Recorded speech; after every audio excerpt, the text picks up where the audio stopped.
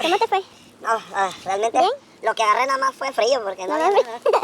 y agua en la bota porque mira cómo anda. No, pero estamos disfrutando del fueguito con los niños. ¿Les ha gustado? Sí. Suscríbanse, compartan. Estas aventuras se ponen mejor cada día.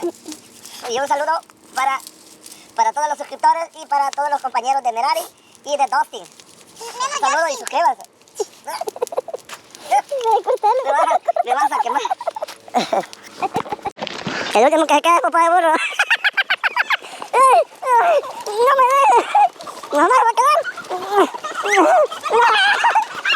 Vamos a matarla hasta tres. Hasta tres. Y el que se queda atrás es el papá de burro. 1, 2 y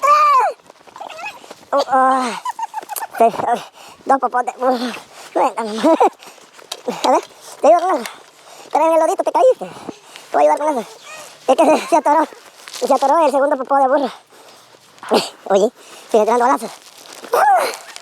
Bueno, otra carrera, vamos. El que vaya adelante, el popó de burro. El que vaya adelante, el popó de burro. Pero hay que cambiarlo.